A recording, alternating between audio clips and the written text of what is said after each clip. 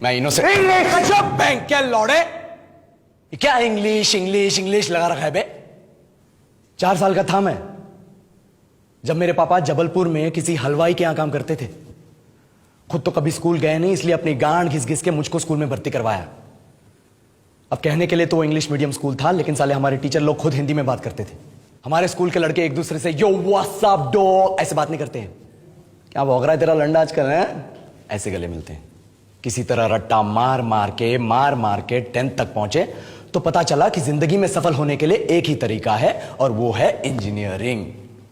सब यही कहते थे, माँ बाप, टीचर लोग, गली का वॉचमैन भी हमसे पूछता था, और भैया कैसी चल रही है आपकी तैयारी, भग बेंचो तुमको क्या करना है। इसलिए हमारे स्कूल के बच्चे हम सब पहुंच गए बकरों की तरह, मैं IIT, मैं NIT। अरे जिस बच्चे ने अपने बाप को जलेबी तलते देखा है वो तो यही सोचेगा ना कि जिंदगी में पैसा ही सब कुछ है। I did not choose this engineering life, sir, and neither did this engineering life choose me. It was shoved down my throat by my teachers while my hands were tied to my back by my friends and my parents watched in silence. और English सुनेगा तो मादरचोद तो सुन।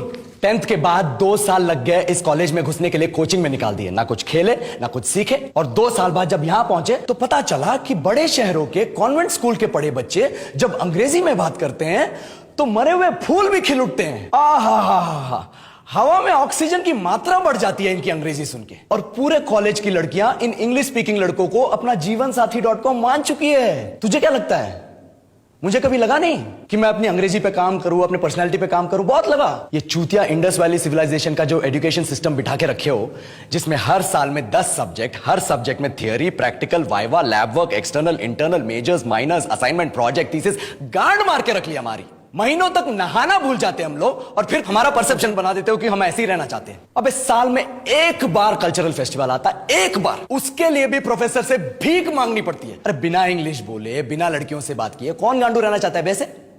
पर time कहां है कुछ सीखने के लिए? लगे पड़े हैं कोडिंग सीखने, 3 लैंग्वेज सीख रहे हैं अलग अलग, इंग्लिश छोड़ के। लेकिन जब प्लेसमेंट्स की बात आई तो सबको एप्टीट्यूड चाहिए, पर्सनैलिटी चाहिए, इंग्लिश स्पीकिंग चाहिए। It is not that we can not speak English, sir. We are just very conscious of our diction and our pronunciation and we are not confident to speak in front of anyone else. If the curriculum was a little bit diverse, if the engineering colleges in our country focused on our all round development instead of functioning like a goddamn factory that is just mass producing robots by killing their dreams and handing out degrees, I would not be sitting here in this pointless HR interview, the likes of which exist only in our country.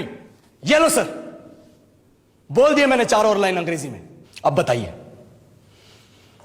क्या मैं आपके multinational company के लायक हूं? Do I have the potential to be a slave of your esteemed organization?